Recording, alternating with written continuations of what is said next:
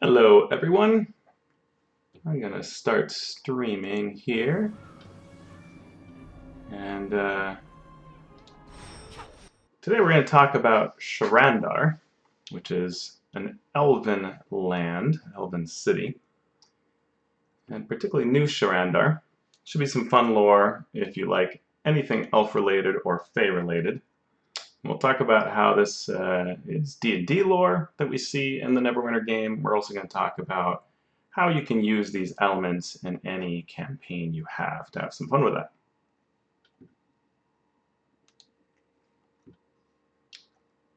Now, before we start that up, I'm going to answer some questions that came up in the last stream. Someone asked about the Thayan Cobra symbology. We have some of that showed up in our previous session. We were exploring the Dread Ring, where Thay is trying to mount an incursion on Neverwinter. And I'm back in the Dread Ring with this character now. This is my paladin character.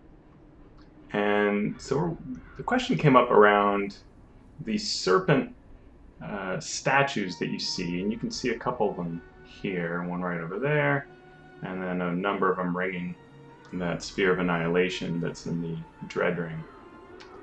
So why are these present? And I thought it might have been related to something the Thayans were doing with the Yuan Ti. But it actually goes much further than that, and Ed Greenwood on Twitter answered the question. So it happens to do that in the history of Thay, they built upon what's now known as the Feymount, but this large plateau that's in the middle of Thay. And that area, underneath it, is an ancient burial ground, dungeon, prison basically for artifacts and many other things. And it was created by the Saruk, which are a snake-like reptile-type creator race. Way, way, way back before humans were walking, before elves or dwarves or anything like that. There were a number of creator races. One of them was the Saruk. So when the Thayans start settling the area now known as Thay, they find all this incredible magic is coming from the Feymount. And when they look into it, they find that there are these ancient tunnels underneath, they find all these artifacts, a lot of their magic comes from these explorations of the creator races. And so as a result, the Saruk, or let's say the serpent, before they even name them, just these serpent depictions that they find in all of the art and statues in this place, buried underground, becomes synonymous with magical power. It even becomes synonymous with fortune. And so according to Ed Greenwood, you see the symbology because of that ancient link to the Saruk from the past, which is kind of cool. One thing that's kind of neat, and I was looking up this information and reading a free source book that Ed wrote or co-wrote. You can find it on the DM's Guild. This source book is called Tyrants in Scarlet, and it has a bunch of information on this time period. One of the things it talks about is that this one of the magic items down there is so powerful and it's huge. It is called the Athora, and it's so powerful that Mistra, the goddess of magic, uses it as one of the anchors for the weave itself. And the weave is this intricate binding of all magic, of the strands of reality that allow for magic to exist. So she actually uses that as sort of this ancient piece of artifact. She uses that to tie magic itself down on the world. And apparently one of the reasons that Mistra is able to return and that the weave itself is able to return after the spell plague and after Mistra's death is because of this item called the Athora. The Athora is so powerful that it kind of ties everything together and allows it to return. So I thought that was pretty cool. So that was neat. Good question about the symbology found in Thay of all these serpent things. Now we know, thanks to Ed Greenwood. And let's return to the subject at hand, which is Sharandar. So Sharandar is a pretty cool zone. For that, we are going to go to my Dark Elf, do a little bit Drizzt Do'Urden style rip-off action here. And Lyranda, she's going to go explore this area. But let me show a couple things that are kind of fun. One is this picture here. This is from the Neverwinter 4E campaign guide. The campaign guide was used by the Neverwinter design team extensively. You'll even find lore in the game that word for word replicates what is written in the campaign guide. So this is what the elves had built at sort of the height of their civilization. This is what it looked like. Pretty neat. It's kind of your Tolkien-esque idea of elves creating unbelievable magic up in the world. And actually, I see some ruins. So maybe this is even now. I guess that's now. So it was even more amazing back then. This is supposed to be, and by now I mean kind of after the spell plague. It looked like this, but still you see kind of how amazing it was and how beautiful it was. So that's what they've tried to depict in the world today. So let's go into Sharandar itself. Well, actually, first I'm going to start in Protector's Enclave. So Neverwinter is known as a city that we talked about last time. It was built up because it has this river that goes through the center of the city. If we look at the map again. The river goes through the center of the city, and it has flown through this Mount Hotnau volcano, which causes it to be always warm even in winter, and it never frosts over. Ships can always come in, and it gets the city the name of Neverwinter. Neverwinter is pretty neat design-wise. My dog's trying to say hello in the background. Doggy. It's a very visually striking, appealing place, even though this is after the spell plague, and so it actually has a number of areas that are ruined. You can see off in the distance, and sometimes up close you can see signs of devastation. The developers did upgrade it recently to make it look nicer in some areas to reflect the fact that it's getting better. There are some neat things that you can see going around town. For example, Acquisitions Incorporated has a headquarters with a blimp ship in it. That's pretty neat. In the distance you can see a floating earth moat, and that is the Moonstone Mask, which is a well-known tavern and inn that you can stay in if you're wealthy and connected. It actually has water dripping off the side of it, and you can travel to it through a portal. I'll go this way so you can see the portal. Hello, Omendron's in there, Jim Dark Magic, those guys. So you can go through this portal network and get there. But we're going to go a little differently. And the reason I'm coming here is that when this module was introduced, it was the first module introduced for Neverwinter as an expansion.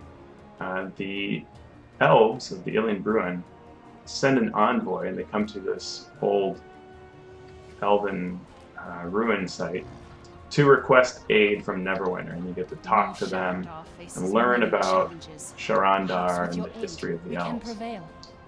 This takes you on a short quest that you go through, which I don't have available because I did it long ago. But what that does is allow you to travel from the city of Neverwinter to Sharandar and into the Feywild.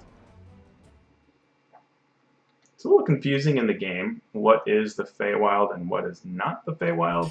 But I think the idea, even though in the 4E D&D lore, the idea is that most of the action should happen outside of the Feywild, I think here they've taken us to the Feywild as an excuse to really make everything awesome. And so you can see here, it really looks superb. Everything about this setting is just larger than life, more rich than it should be in the normal forest. There are lots of there are elves hidden all over the place and watching over, but there are beautiful stags, and there are pixies and other fairy types hiding around. Kind of turn around and sometimes see something that you didn't see before, giant mushrooms, things like that. Really beautiful area. So this is the central meeting area for what's known as New Sharandar. And let me talk a little bit about the history of the elves. So this area is in the middle of Neverwinter Wood, and Neverwinter Wood is a ancient, deep, thick forest, wild, untamed, full of danger, just as it normally stands. Then on top of it, you have the Elven Empire. So Neverwinter Wood and a lot of the area to the north and west of Faerun was an enormous Elven Empire. There were others as well, but it was the Empire of Illifarn. And around 1,100 years, let's say negative 1,100 years DR, or Dale Reckoning, which is the calendar most people in Faerun use. So that's about, we're now in 1492 or so in most D&D campaigns and D&D products. So, you know, that's more than 2,000 years ago. That's when elves were starting to break up from this area and head in different directions. Some of them were going to Evermeet, others were going to other cities, some were moving to Cryptgarden Forest, for example. And the Ilian Bruin were the elves that came to Neverwinter Wood and built a fantastic civilization here. All of those different elven civilizations started to fall apart over time, and the elves continually basically go somewhere else. Usually the somewhere else is either Evermeet or Everesca, so they're going to sort of a fantastic Tolkien-like land, you know, beyond where mortals understand, to sort of live until they fade away, that kind of idea. Sometimes it's a little different in D&D, but elves live a long time, so it's the concept that counts. And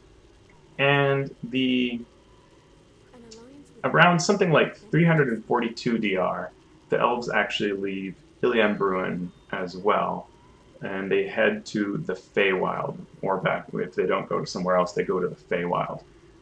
Because at that time it was a little easier to get there, and the elves have that sort of magic that lets them travel there.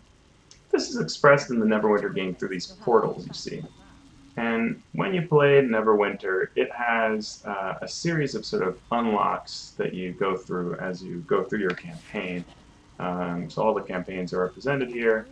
And if we do the Sharandar campaign, there are some steps where you get to know the elves, win their trust, and you plant some seeds, and then you unlock each of these different realms, which lets you face progressively larger threats. If we look at the map, we can see sort of how this looks. We're in this little area here. Zooming in, I zoom out, and you can see from these three portals, you get to the three lands. This land is sort of more of the elves trying to take over kind of normal Feywild territory.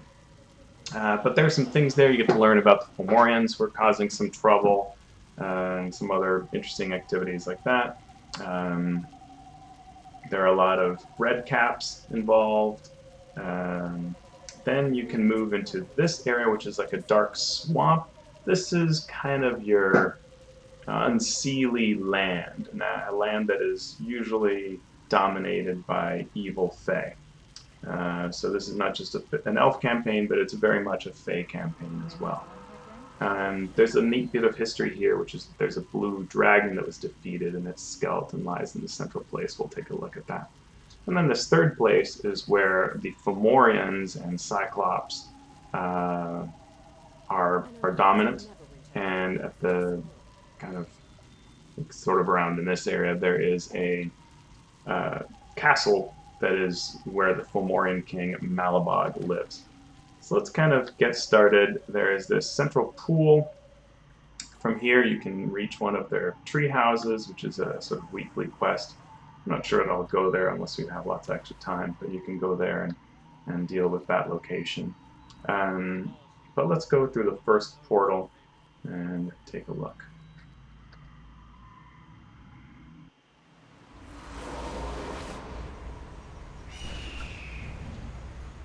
And this is a casual stream, so if there are any questions at any time, you can hit me up on Twitter, you can hit me for comments here, and we'll talk usual quest structures that take place. You know, hey, kill a bunch of red caps, and you know, when you kill 20, I'll feel good about you and reward you with currency that'll progress your campaign.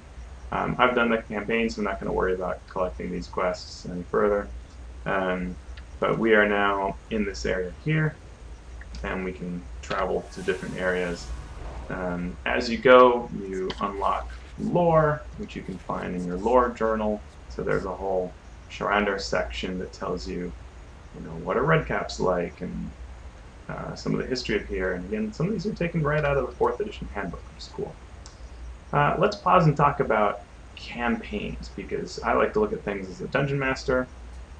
So first, I like the visuals. I mean, just thinking about what this wood looks like with these enormously huge trees. And if you haven't noticed, I'm actually in a tree. So if I kind of go over this area here, like this is a tree, right? It's not the ground.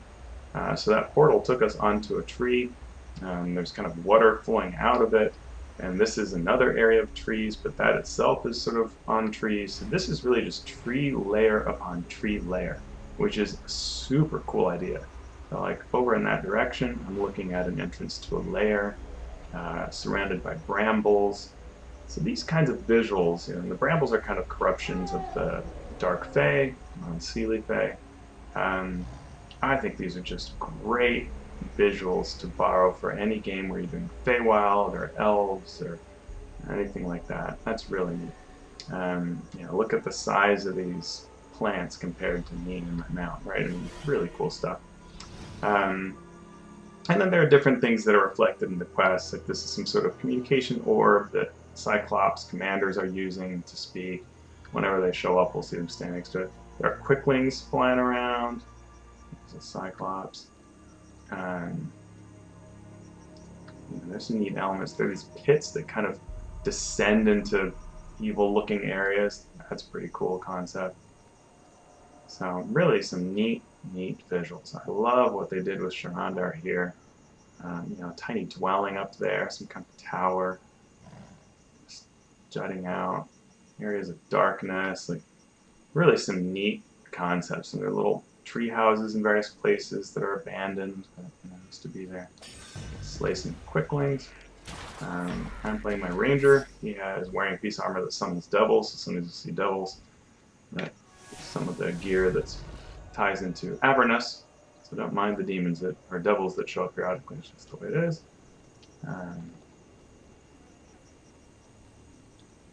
It's really very cool. And this of the 3 areas that you explore here, this is the one that is the most like just kind of normal Feywild Elven stuff with some signs of corruption around. You know, these big thorns coming out. Really cool concept. And there's some neat ways that you can kind of travel through the different zones. These little neat, you know, side places, and there are boils about to burst with bad dark Fey stuff. Huge spiders around. This is always a fun one, the Fey spider. You know, jump around. Lay a trap for it. Dodge away from it. Do my rangery stuff. Rangers are kind of a complex class in Neverwinter game. You can do both ranged and melee by switching back and forth. That's kind of neat. You know, do little things. Yeah, it's fun.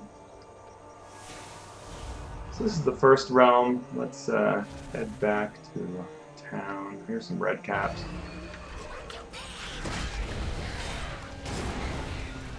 There's some neat ideas here of what they can do.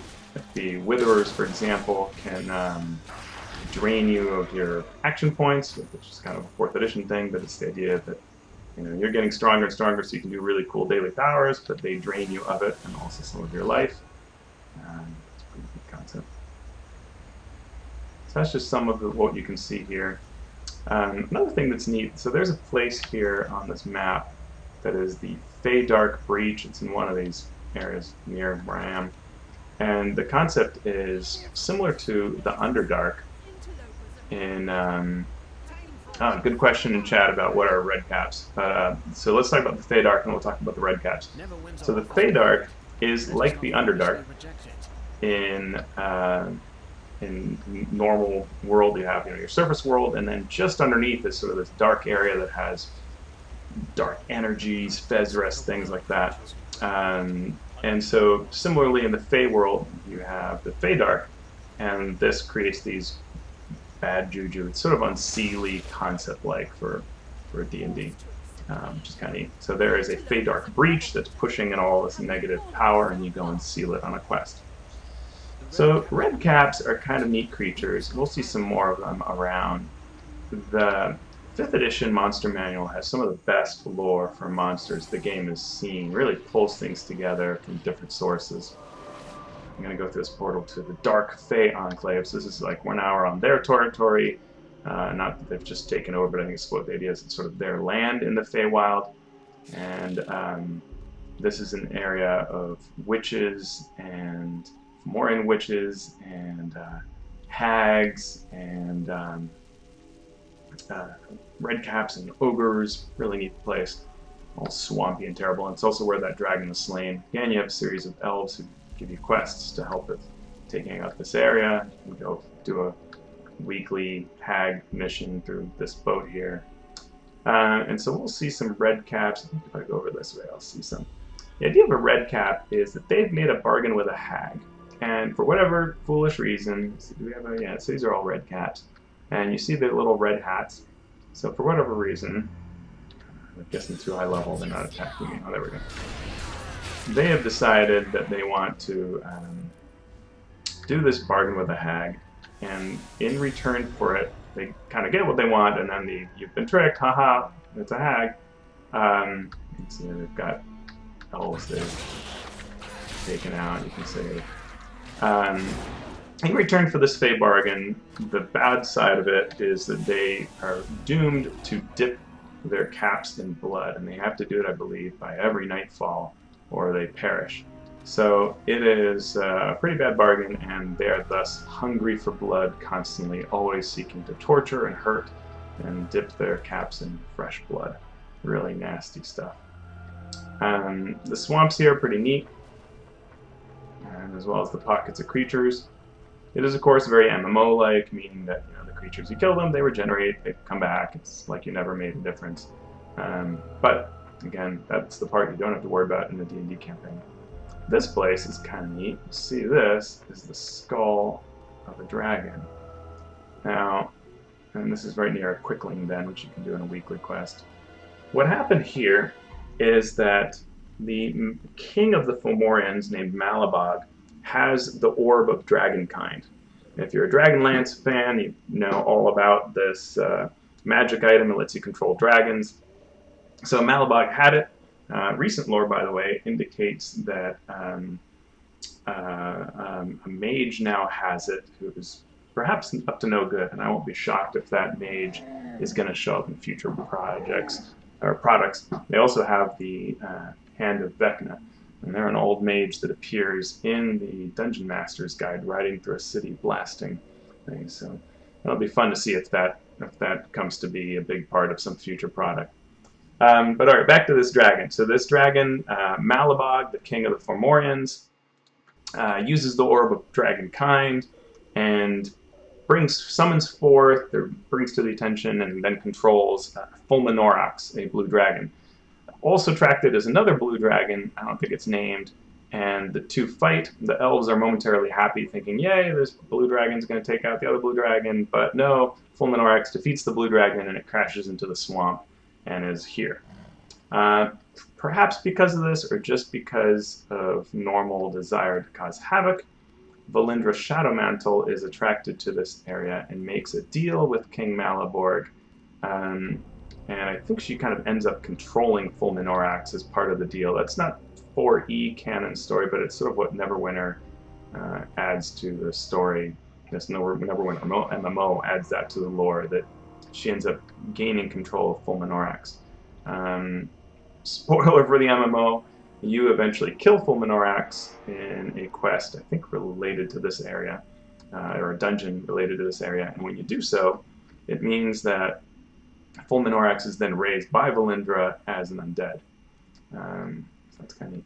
So you can see here's where the witches brew their horrible concoctions, and there's a quest where you bring them forth and take them out. Yeah, pretty neat. I love this, right? I mean, look at those visuals. The glowing blue mists, whatever those things are, spirits bound by the Fae, I'm not sure. And you have these homes up there with little lights and stuff. Like just super stuff. They're going to try to bring me down. They're going to run away. Giant toadstools, which you can set on fire to stop the witches from having lots of magic. Very cool. I love the visuals of this place. We'll head through this last little part here with more of these giants. And it's kind of fun. You can see war trolls, very 4th edition in design. You have all the idea of very different types of trolls. You have a troll runt, default troll, war troll. They also have a really huge troll that you can take down. And see, he's over here, so let's see that kind of fell troll. And he has a nice attack where he beats you up. I always love 4th edition monsters and their different ways of being, throws me back, knocks me prone, and then kind of pulls forth some power, and eventually will do this kind of thunderous slam to shove me back. Pretty cool. My character is relatively powerful from gear from my other characters, so I do not have to worry about these horrible trolls. But in your D&D campaign, you could set up all kinds of cool stuff with some of these trolls being commanded by a Fomorian king and being really very dangerous to deal with. We will head back to camp and to our last area, if I can remember which way to go. I've gotten lost. Let's go this way. I can also look at my map. Yeah, good. Yeah, any other questions about what we're seeing so far? Good question about the red caps. Thank you. I like this too. Like when you get to kind of return to the Elven areas, that's where they have control over nature, things like standing stones of different kinds. Very cool. There's some neat Elven personalities that you meet. The head of the elves, who we actually saw in the previous central area, she is called Marissa. Let's see, Marissa Winterwhite, and the elves in the 4th edition book are presented in a really neat way. I think they say something like, the edge of a, it's like being standing on the edge of a knife. Like they can be friends or foes in a D&D campaign because they are so driven by their vision of what they're trying to do over hundreds of years. So they are glad to just completely mess with Neverwinter and say, Neverwinter, get out, this is our area, or to work with it if we become allies. So you befriend them and slowly gain their trust as part of the campaign, and that's pretty well explored. They do a really nice job with the lore in this section. Hello, little bear. This is neat, being under the roots of this huge tree. So Marissa Winterwhite, she is for the idea of allying with adventurers from Neverwinter, and over time she gets friendlier and friendlier. One of the neat things about both Neverwinter and in the game and in the campaign guide is it talks about how there is a character who is secretly a disciple, or not a character, there's an NPC, an elf, secretly a disciple of Asmodeus, and is in league with the Dark Fae and causing much of this trouble. I think a lot of that plot line exists, but the bigger thing is that Valindra is here tying everything together, which is something that's not in the 4th edition campaign book, but works pretty well. So here we are on these ruins. They have a little outpost, and they have a number of things they have to do, like they want you to help with these cool portal hounds, and there's this neat tower. One of the missions takes you to this tower, the Towers of Celadine. There's a nice piece of lore there. I'll refer to my notes. By the way, a lot of these elves are moon elves. It's kind of neat. And they unlock the moon elf for the game in this campaign. This Tower of Celadine is named after a moon elf who was the strongest warrior of all moon elves. And Celadine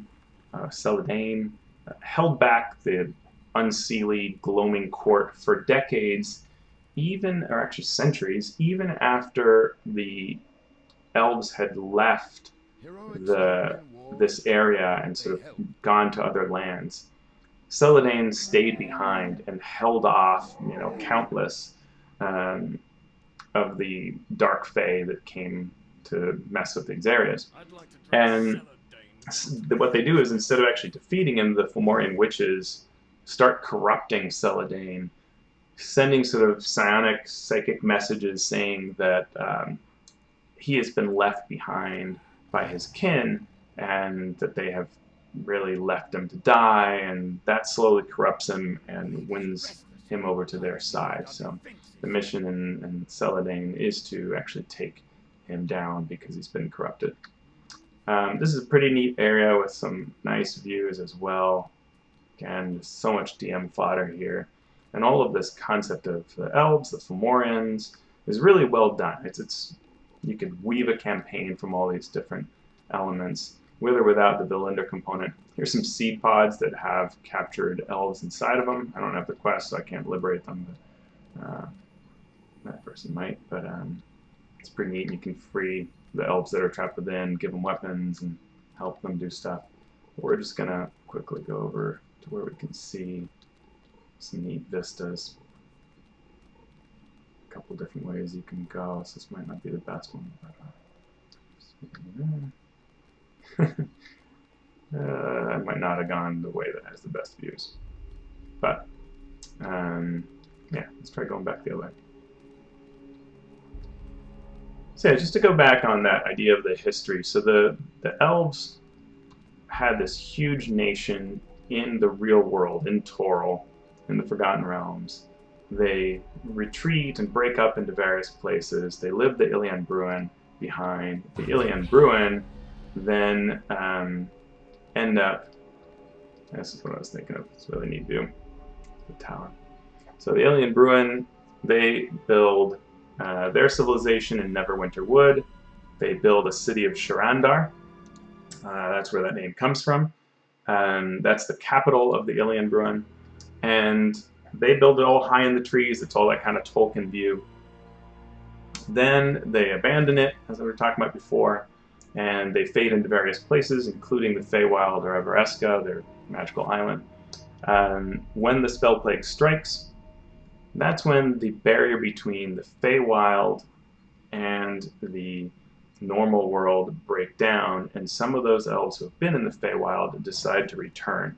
And they build, these are Eladrin, which 4th edition dealt with a lot, 5th edition less so. But the Eladrin from the Feywild come in, they build New Sharandar, which is the area we're in, and slowly start expanding and taking on these different dark Fey. Pretty neat concept. Let's get back to blue here.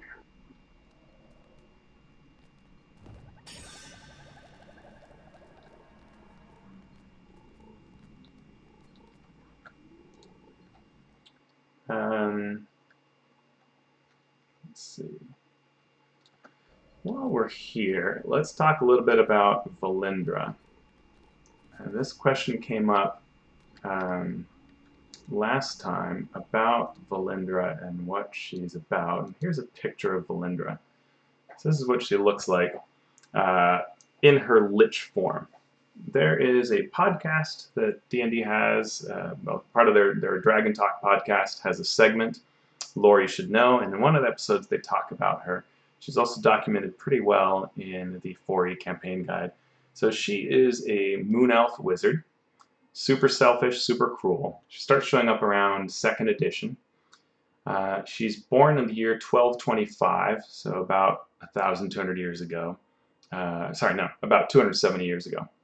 And she, most elves, the idea is that they take a while to study. That's why they can be really good wizards, so they can take all the years necessary to learn all that knowledge. She's not like that. She's ready for really fast progress. So she leaves the High Forest in the year 1322. She finds basically a wizard who is willing to mentor her, travels with him, learns all she can, murders him, and goes to the city of Luskan, the city of pirates up in the far north. There she joins the Arcane Brotherhood, who are gathered around the Host Tower. It's built there. She gains responsibility for Silvery Moon and areas to the north, for the Arcane Brotherhood. She dates, it sounds like, and even marries Arclem Grief, and he is the Archmage of the Arcane Brotherhood, the leader of it all. He later becomes a lich with the help of an Erinyes and devilish allies. She becomes a lich, and then he becomes actually the leader of not just the Arcane Brotherhood, but also of Luskan itself.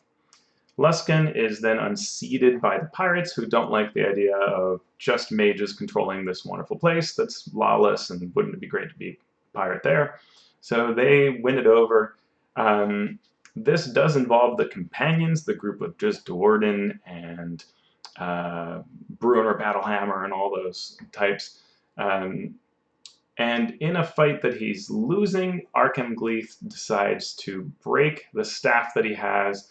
He sends Drizzt Do'Urden to the Abyss, destroys the whole host tower around him. It's later rebuilt, don't worry.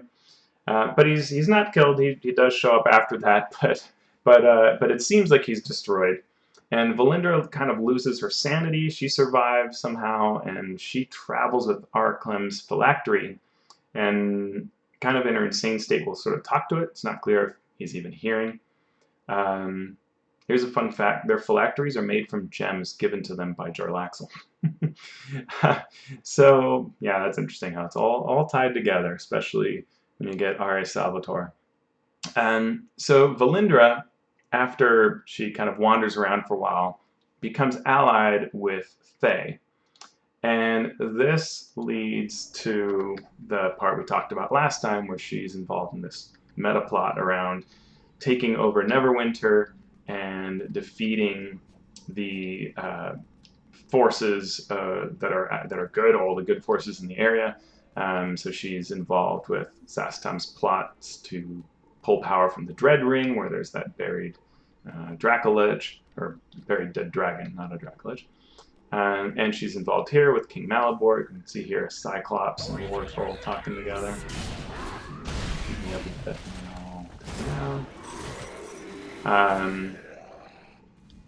And so Valindra, she uses illusions at some point, begins to do that to hide her appearance. She is involved with plots, again, with Drizzt Do'Urden and Mithril Hall and the Companions and Gauntlgren. She works to free the primordial that is bound in there, Maghera, and is thwarted by the Companions, so she's not able to do that. And then she ends up in the Dread Ring after that failure at Gauntlgrim.